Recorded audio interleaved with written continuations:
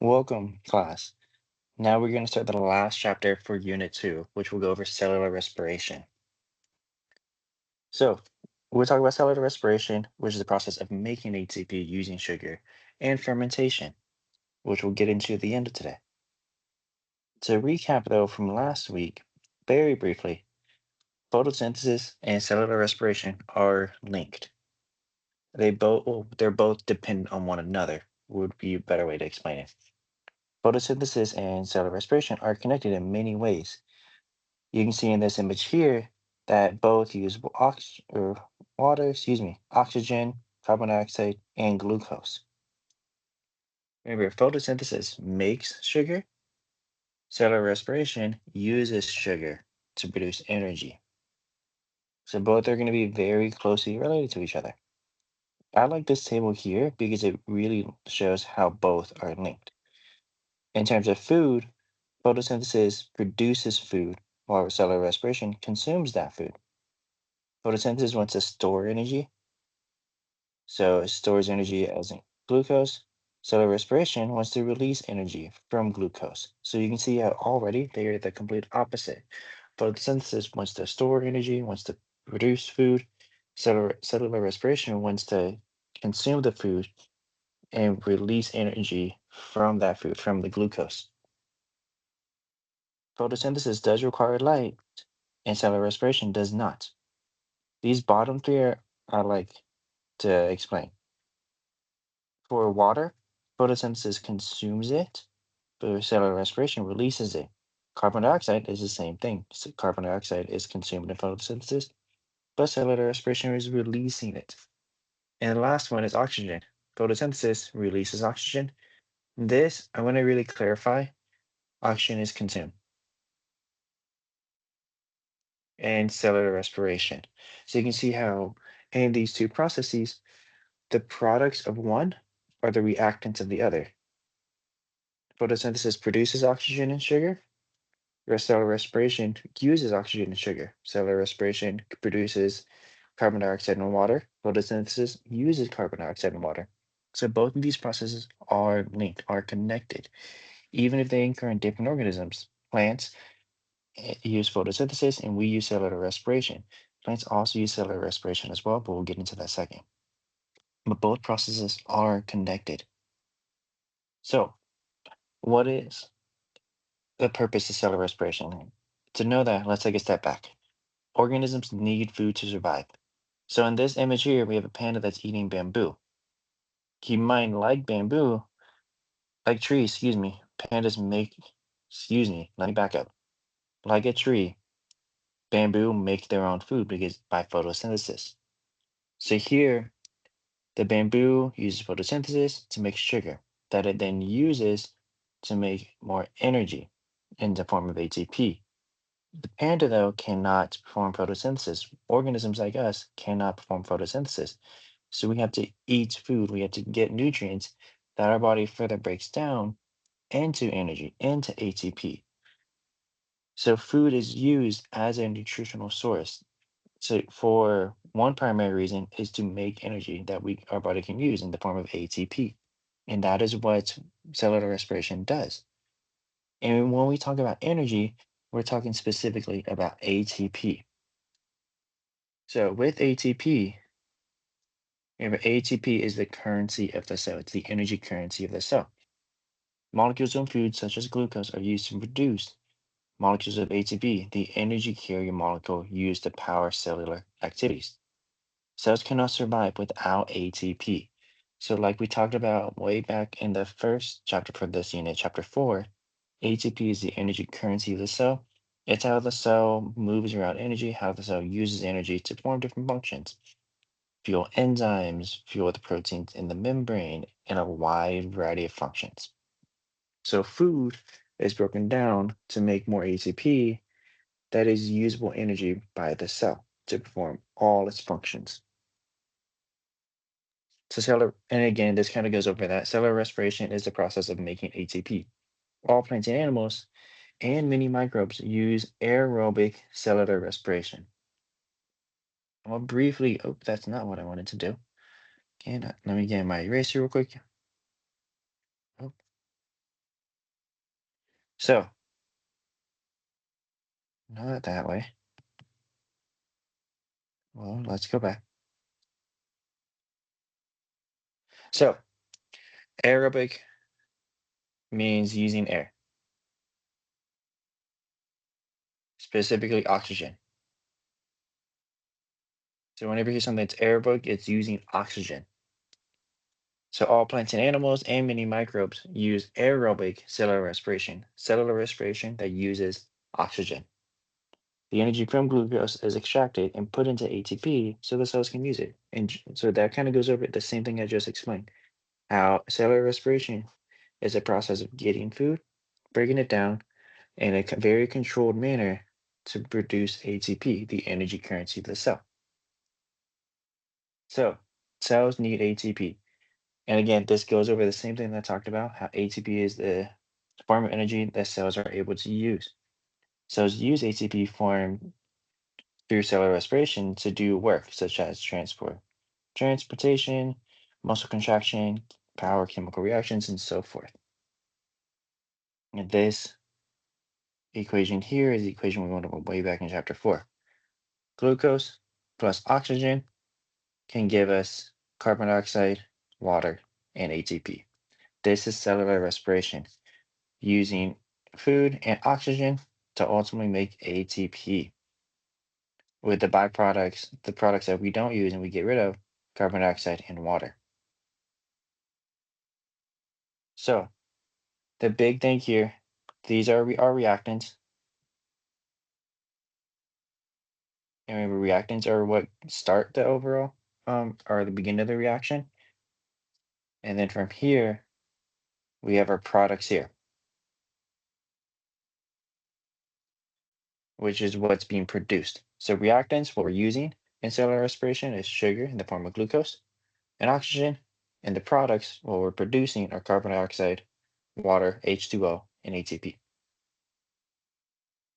So, do plants carry out cellular respiration? Like last time, pause this video, try to answer this question.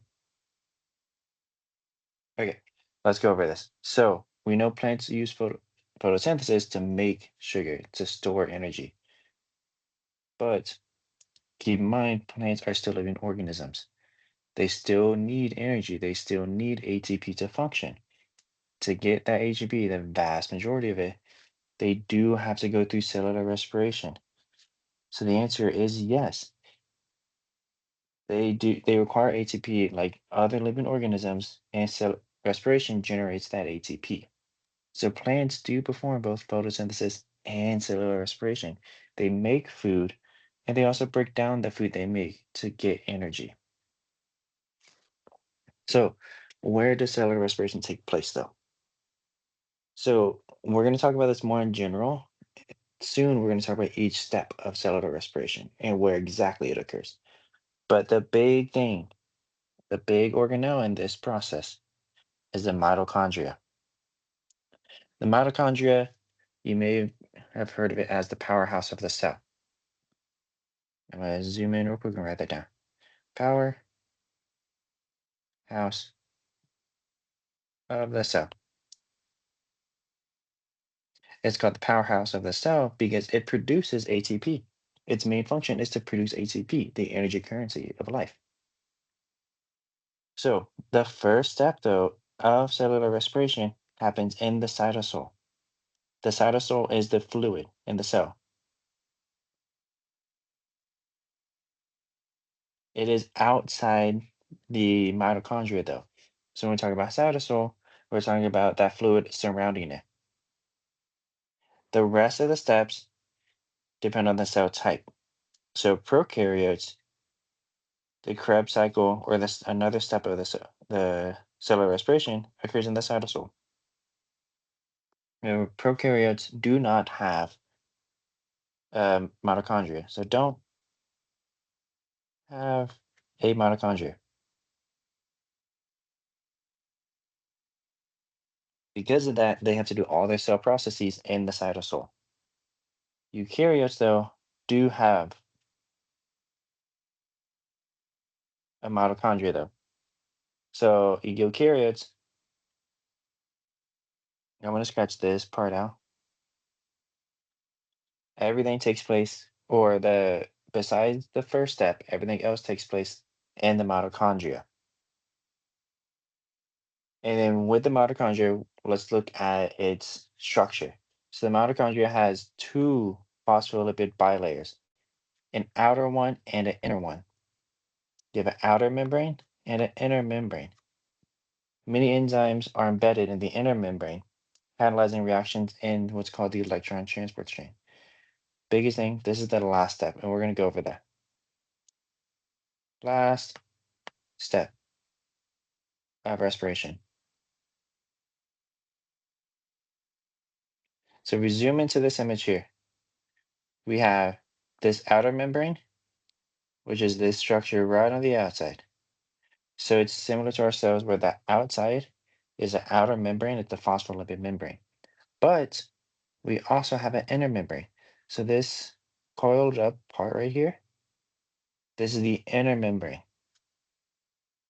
So you can think about this as if you're going to the grocery store, and if you like double bag something, you put an item in one bag and take that bag and put it into another bag. You don't have two layers. You have an outer bag and an inner bag. The reason the mitochondria is set up like this is because different parts of cellular respiration take place in different areas. We have one that takes place between the membranes, one that takes place in the very center, and another one that takes place on this inner membrane. The mitochondria is divided into different parts for the different steps of cellular respiration. Now, with that, so again, I'm going to erase this part. We're going to look at something else too. So, within this mitochondria, this area between the outer and inner membrane is called the inner membrane space.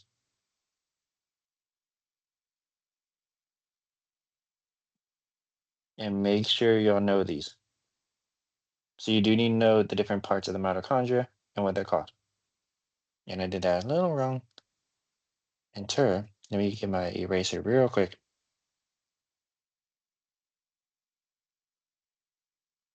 Nope, it doesn't want to work. Let's try this one.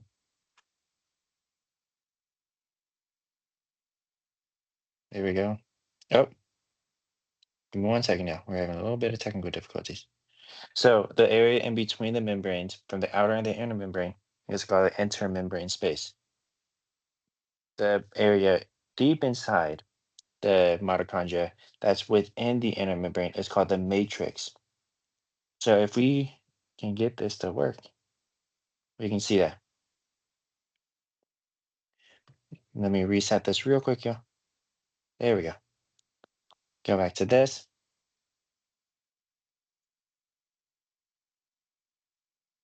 There we go. So again, we have this outer membrane here, right on the outside. And right under the outer membrane, we have the intermembrane space. Next, we have the inner membrane here. But within the inner membrane, right in the center, we have the matrix. So if we look at it in layers, our first layer is the outer membrane. Second area is the intermembrane space. Third is the inner membrane. And lastly, we have our matrix. And again, each of these areas, there's a certain step in the cellular respiration that uses each one. I want to go over that soon. Where is the mitochondrial matrix? Again, pause this, try to answer this question. So let's go over this. If you remember from our breakdown, we have outer membrane, then intermembrane space, inner membrane, and then the matrix. So the matrix is located in the inside of the inner membrane. So with that said, let's talk about cellular respiration and the actual steps. Now, one thing I want you all to know, you want to put a star right way up here. I want you to know the following for each step. Um, No, the following for each step. The name of the step, of course, you want to know the name. The reactant, what is going into the step. Products, what comes out of the step. And location, where is that step taking place? So know those four things. So as I go through these steps, know the name, the reactants, the products, and where that this step is located. So again, cellular respiration releases energy from glucose in a series of small steps. And the reason we need to do this in small steps is because if all the energy were released at once, much of it would be lost as heat. The small steps make cellular respiration more efficient. So with this process, we don't want to just get glucose and immediately break it because a lot of the energy will be released as heat. All that energy will be lost. So with cellular respiration, it's a process of breaking glucose very, very controlled and in very small pieces in order to get as much of the energy as possible out of it. And that's why there's so many steps. This picture here kind of shows the steps here. We have glycolysis, we have the transition step, the Krebs cycle, and the electron transport chain. Those are kind of our four steps, with this transitional step sometimes not counting as a full step, and we'll talk about it. So with that said, again, so I like this image and this breakdown of cellular respiration too, because let's look at each step. So again, we know that cellular respiration, excuse me, is a step-by-step breakdown of glucose, a controlled breakdown of glucose, and there are really three stages. I say four in the book, where it's gonna say three, so we're gonna go with three. We have glycolysis. We have this transition stage. Sometimes it's called an intermediate stage. So these two are the same thing. We have the citric acid cycle or the Krebs cycle. So write that down here. Krebs cycle. Sometimes you're gonna see it called something else. The book is pretty good about calling it the citric acid cycle though. And then lastly, we have the electron transport chain. All of that said, we are still going by this reaction here. Glucose plus oxygen is going to give us carbon dioxide and water. And again, this is an example of a mitochondria, with the top one actually showing a real one. Keep in mind the areas. We have the outer membrane, inner membrane space, inner membrane, and the matrix. So again, outer membrane, intermembrane space, inner membrane, and the matrix. Step one of the cellular respiration is glycolysis or glycolysis. Glycolysis means splitting of glucose. So again, glycolysis is the splitting of glucose. During glycolysis, glucose is split into two 3 carbon molecules called pyruvate. This reaction releases 2 ATP. For this, for my class, excuse me, like I said, I want you to know the products and the reactants. I'm not going to test you on the number. You don't need to know one glucose makes 2 pyruvate and this many ATP. This step, have an idea it makes 2. We're going to talk about why at the very end. But for all the other steps, just know what goes in, what comes out in general. The only exceptions are how much ATP is produced overall and glycolysis, which we'll get to in a second at the end. But now we know in this reactants, my pen wants to work, are glucose, and then products are pyruvate, which is basically ATP being split in half. We also get ATP from this process as well. And then if you see here, we get this molecule called NADH. NADH is what's called an electron carrier. If you remember Oxidation and reduction. Oxidation is losing electrons, reduction is gaining electrons. So what NADH is doing, it's an electron carrier. I'm going to put an E minus for electron. It's taking electrons from glucose, so it's being reduced. And then at the end, it's going to bring it to this step here, the electron transport chain. So the one thing I want you to know for now, an ADH is an electron carrier. It's taking electrons from glucose. But here, this is what you need to know. These two things. And let me get my pen out, my red pen. Reactants are glucose, products are pyruvate, ATP, and NADH. All glycolysis is the splitting of glucose in a very, very general sense. And this is more info that you need. Glycolysis is the only step that happens in the cytosol. It does not happen in the mitochondria. And remember, the cytosol, let me get the black pen, is the fluid inside the cell. Outside the mitochondria.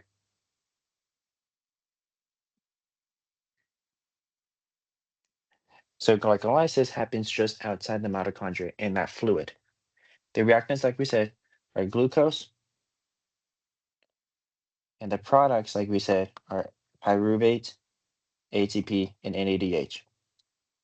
Now, one thing to know about this, for each step, or for this step, I want you to know that it is what's called anaerobic. Anaerobic, if we break down this word, and for my anatomy class that I teach, I always like to break down the words. If you ever see A or An in the front, that means it's not. When we translate this word, aero means air, and the BIC at the end means life. So this really translates to life with no air, which in scientific terms means it does not need oxygen. So glycolysis does not need oxygen to function. We don't need that oxygen right now. All we're doing is breaking down glucose. So as of now, this step, step one, does not need oxygen. Now let's go into the next step. So before we get to the full step two, we have what's called the transition stage.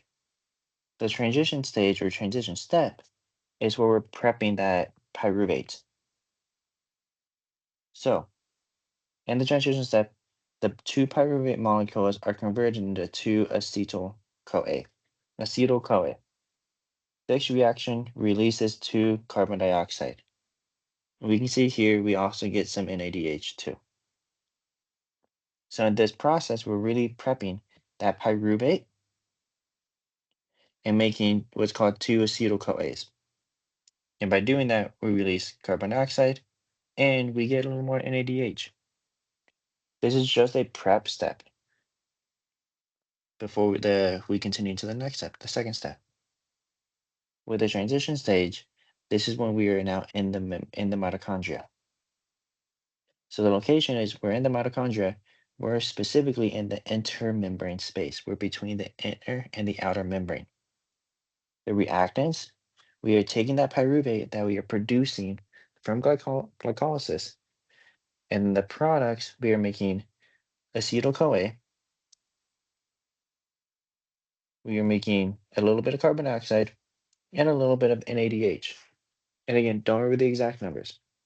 Just know acetyl-CoA, carbon dioxide, NADH. This process, though, is aerobic. It requires oxygen. So without oxygen, you cannot do the transition step. Now, some of y'all might look at this and go like, hey, why does it require oxygen when there's no reactants? Oxygen is in a reactant and oxygen is in a product. It's because the big thing is this process, we have to use these NADH. We're going to go over what the importance of this molecule is, but we need oxygen to replenish this. Now, so the transition step is a step between glycolysis and what's called the Krebs cycle or the citric acid cycle. It takes place in the intermembrane, takes pyruvate from the glycolysis, makes acetyl-CoA, carbon dioxide, NADH, and it does require oxygen. It is aerobic. The next step is the Krebs cycle. Too far. Krebs cycle. Here, I'm also going to call it the citric acid cycle. And again, they're the same thing. So if you see one, they are both the same. So Krebs cycle or the citric acid cycle. What's happening in this step is it's happening inside the mitochondria still. The acetyl-CoA molecules are disassembled during this Krebs cycle. Energy from acetyl-CoA is transferred to electrons. These reactions release two carbon dioxide molecules. So the Krebs cycle is right here. We're taking this acetyl-CoA, we're making carbon dioxide, a little bit of ATP, FADH2, and NADH. So we're making a whole lot of products off that acetyl-CoA. And what this step is, really this step is, it's a series of reactions that go around in a circle to slowly break acetyl-CoA down to get more and more energy out of it. And this, again, is the overview of the step. And you can kind of see here in this diagram right here what's going on. But for location, mitochondria, but we're in the matrix. We are in the matrix, the center of the mitochondria. The reactants, again, are acetyl-CoA. I want you all to start noticing the reactants of each step were the products of the past step. Glycolysis produces pyruvate. That pyruvate is used in the transition step to produce acetyl-CoA. The acetyl-CoA is then used in the Krebs cycle or citric acid cycle. Products, though, products, we are really breaking that acetyl-CoA down. Carbon dioxide, we get the CoA, which is this part of the molecule right here. ATP, NADH, and FADH2. FADH is another electron carrier. Again, E minus is for electron carrier. So both of these, NADH and FADH2, are electron carriers. That's going to be important later on. But know that they are pulling off electrons from acetyl-CoA and taking them somewhere else. And then this process is also aerobic. It requires oxygen. So notice the only step so far, the only step in general that does not require oxygen is glycolysis. So by this point, we really broke down that glucose. We are breaking it down all the way to the point where we are starting to get all the carbon dioxide, one carbon at a time. The last step is what's called the electron transport chain. The electrons are unloaded into the electron transport chain where the potential energy in the electrons is used to produce more ATP. So this is the primary step to produce ATP. These reactions require oxygen and release water. So I want to put a note here. This is the main step.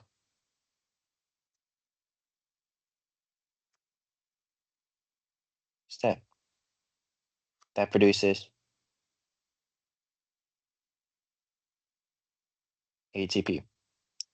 The way I like to think about this, every step before this was a prep step to get to where we're at right now, the electron transport chain. At the electron transport chain, we are actually making our ATP, the bulk of the ATP. So let's talk about everything here. And for context, in the book, if you really read the book, it's going to break down each of these steps very detailed. Again, I just want you to know the name, location, reactants, and products, including this step. For location, this is in the mitochondria still, but on the inner membrane space. So we are on this inner membrane right here. The reactants, this is where we see that NADH and FADH2 come in. Keep in mind, like I've been saying, hey, they're electron carriers. They are taking electrons from something and moving them somewhere else. This is where they're moving them to the electron transport chain. We also have oxygen for the end of this too. Products, we do produce water. but the big thing is ATP. We produce ATP here. I want y'all to scratch this out. I'm going to talk about that in the next slide. So this is where we are producing our ATP, the majority of our ATP, y'all. So, and this also is aerobic. It requires oxygen. And like we said here, this is where we're actually using the oxygen. So the electron transport chain is the main step that takes our electron carriers, the NADH and FADH2 and oxygen. It takes the energy from the electrons to produce ATP. Cellular respiration of one glucose molecule yields 36 ATP. I don't want y'all to keep that in mind. Overall, we are producing 36 ATP. Glycolysis and the Krebs cycle only produce 2 each. So over here, by this, let me get a different color too. These two steps produce 4 ATP total. The electron transport chain produces 34 ATP. Together, they're going to make 36 ATP. And the reason let me actually back up real quick. So in this process, we have to use a little energy. So transporting NADH into the mitochondria requires 2 ATP. So here, we're taking 4, we're adding 34, and we're subtracting 2. Overall, that means we produce 36 ATP. And that is what I want you to know. We produce 36 ATP. This whole process of cellular respiration is such a controlled process where we produce 36 ATP. Without this process, we would only get a couple ATP per glucose, and that's it. And we're going to see that in a second too. But with it, we get a whole lot of energy. That is why our cells want to really break down glucose in a very controlled, very step-by-step process. Because by doing so, we can really harness a lot of the ATP, a lot of the energy. What happens to glucose carbons atoms during the process of aerobic respiration? We didn't talk about this specifically, but I want to challenge you. What happens to the carbons in glucose? Pause this. Think about your answer. Okay. So remember, we're talking about carbon. I'm going to use my other pen. So they are donated to oxygen. They are not donated to oxygen. They remain in the pyruvate molecule. Remember, pyruvate is broken down still through the transition step and then through the Krebs cycle. So it's not that. They become part of ATP. We are not using carbon to make ATP. So they are actually going into carbon dioxide. So all those times you said, hey, we're producing carbon dioxide, we were taking the carbon from glucose to make carbon dioxide and releasing that back out. So when we exhale, when we release carbon dioxide, by breathing, we are releasing the byproduct of cellular respiration. So what are the starting materials and end products of glycolysis? Let's go over. The starting material. Pause this actually, think about it, and we'll come back. Okay, let's go over this. Starting, we have glucose. We always start with glucose since this is the first step. And after the first steps, our end products are pyruvate. We get a little bit of NADH.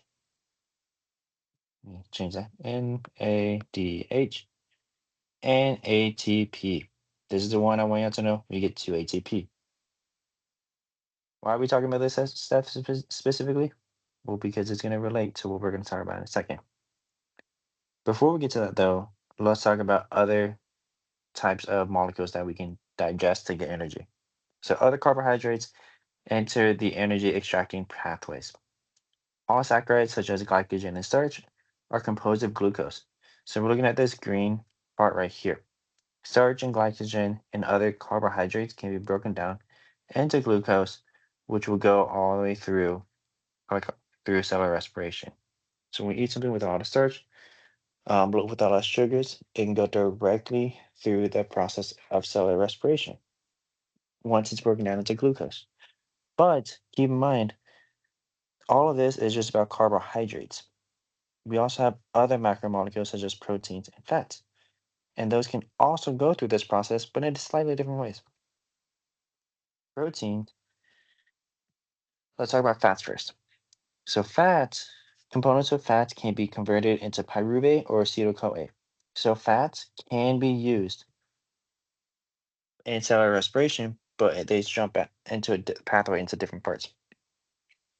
Some become pyruvate, some become acetyl-CoA. Amino acids or proteins um, can be converted into pyruvate, acetyl-CoA, or Krebs cycle intermediates. So with proteins, we can also break down proteins for energy. They can be converted to pyruvate, acetyl-CoA, or go into the Krebs cycle directly. Keep in mind that with proteins and fats, those are things that we may not want to use right away to make energy. Our body really wants to use, our cells really want to use starch, glycogen, or really glucose in general, because that is a more direct process to get energy. But can use other molecules, other macromolecules to make ATP. Still through cellular respiration, it just jumps into cellular respiration at a different step. Now, we're going to look at what's called aerobic respiration versus anaerobic respiration. Aerobic respiration uses oxygen. So, aerobic respiration uses oxygen. The reactions of the Krebs cycle and electron transport chain require oxygen. These reactions yield much more ATP than glycolysis. So, aerobic respiration yields a lot more ATP. We get, remember, we get a total of 36 ATP from this process. But cellular respiration is not always aerobic. Many organisms can survive in the absence of oxygen. Glycolysis produces ATP without oxygen, without needing oxygen. So, going the other way, trying to move this, there we go. If you look at this image here, we have glycolysis. It splits glucose to form all of this. From there, though, we're going to look specifically at NADH. And we can see we have a scale at the bottom here.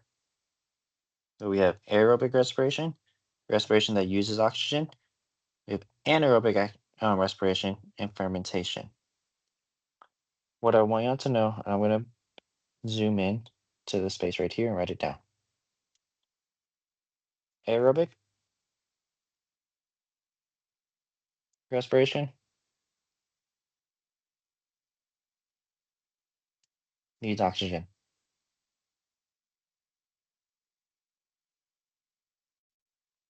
Anaerobic respiration does not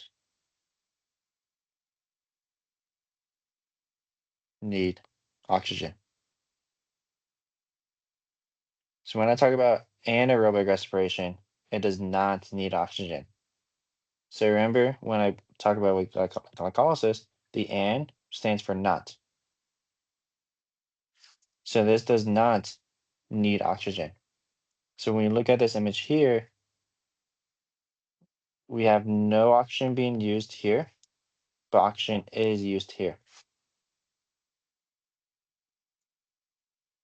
So not all cellular respiration is aerobic. There are types that are anaerobic that do not require oxygen. So glycolysis requires NADH to pick up electrons though, or NAD plus. So remember that one of the things that are produced by glycolysis is these two NADH.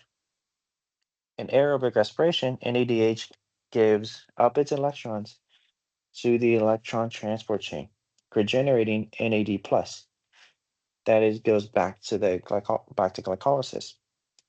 So with that NADH here, we need to make sure we are giving up those electrons. So we get NADH, sorry, NAD plus for glycolysis. The electron transfer chain requires oxygen. So what can cells do in in anaerobic situations where there's no oxygen available?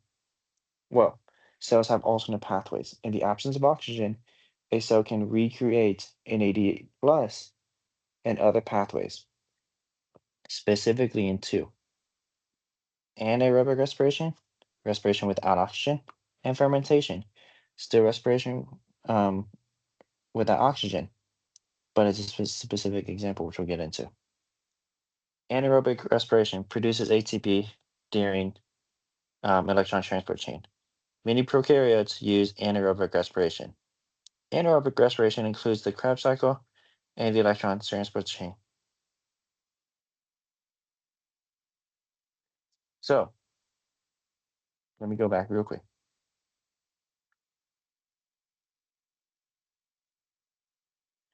With this, with anaerobic respiration, there's some prokaryotes that can still use the electron transport chain to make ATP.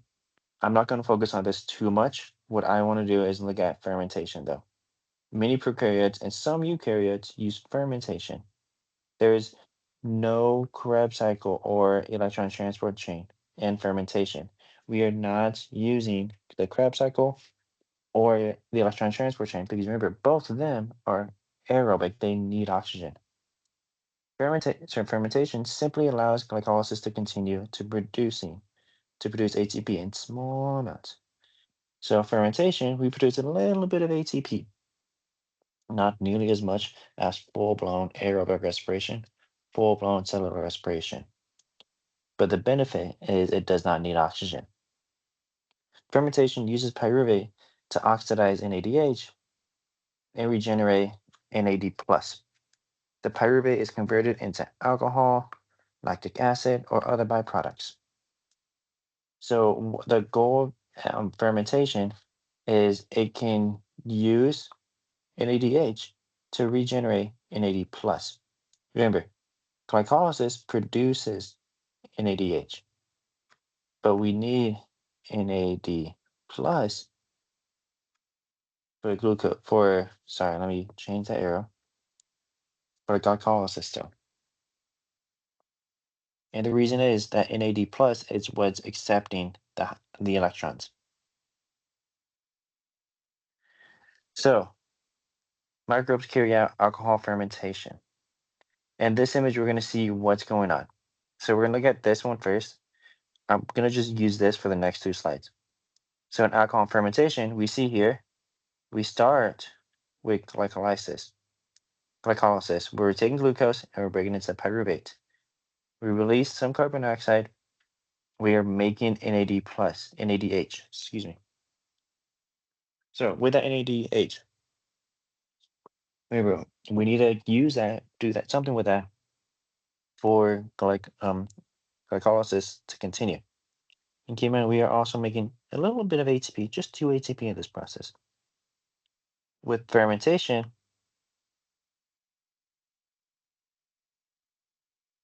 we are using that NADH and making NAD plus. That then can go back to glycolysis and be converted back to NADH. Without fermentation, we wouldn't get this NAD plus anymore. So that's the big thing with this. We are getting NAD plus out of fermentation. And that's also how alcohol is made too, through fermentation. In our bodies, we make lactic acid, which I believe is in the next part here. So this is what's going on in our body and other organisms. We still start with glycolysis. We still make pyruvate. We are still making this NADH. But the NADH is then used in the fermentation to make NAD plus.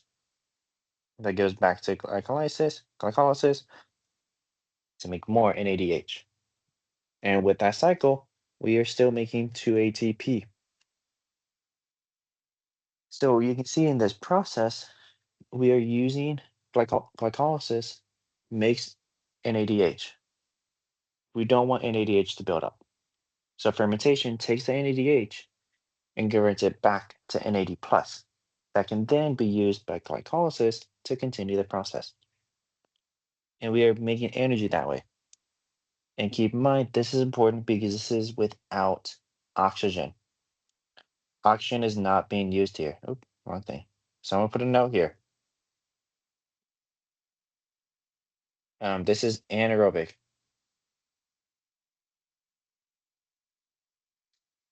No oxygen required. Well, I cannot draw right now. Let me redo that, y'all, so it's a little clearer. Anaerobic.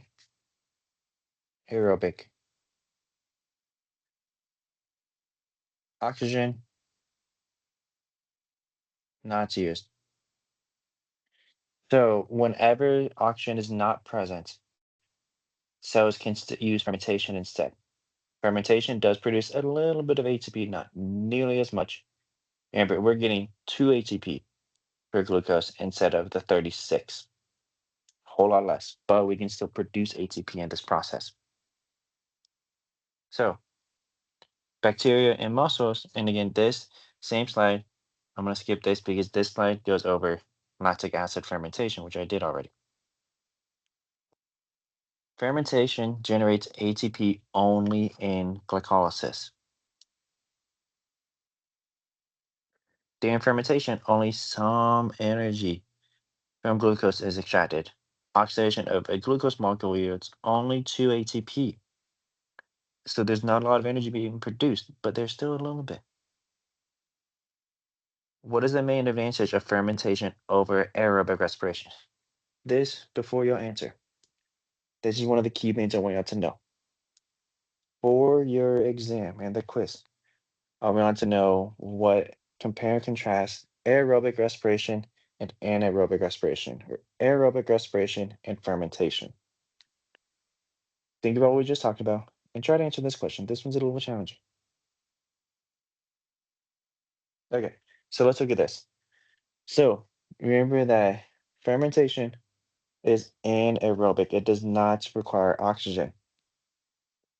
It produces a little bit of ATP when oxygen is not present.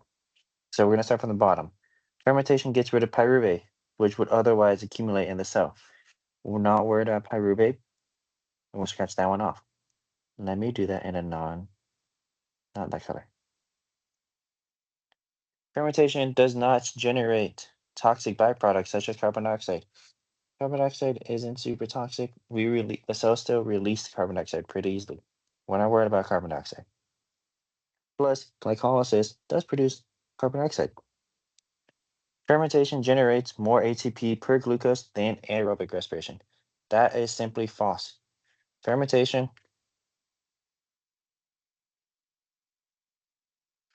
gives us 2 ATP. Aerobic respiration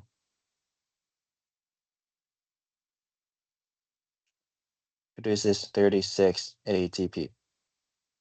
Very big difference. So fermentation does not generate more ATP. So the answer is A. Fermentation generates ATP even if oxygen is not present. So when our bodies are going through like a very hard workout, such as sprinting, long runs, if our muscles aren't getting enough oxygen, they can use fermentation to get oxygen or to produce ATP, excuse me. Fermentation is important because that's how cells make ATP in the absence of oxygen. It's a whole lot less energy, but that is why it's important. So, what are the advantages of aerobic versus anaerobic respiration? What's the advantage of cellular respiration over fermentation? This one, think about it, and then we'll come back. Okay, so I want to actually break this down for you now. So, cellular respiration needs oxygen, and it produces 36 ATP. A lot of energy.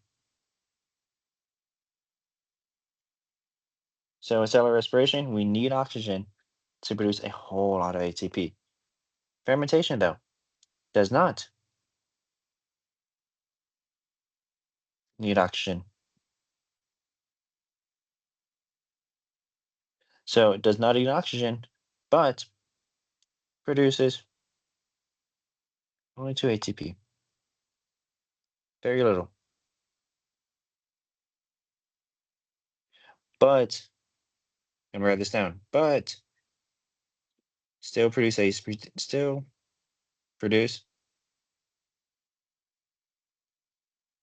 ATP when oxygen isn't present.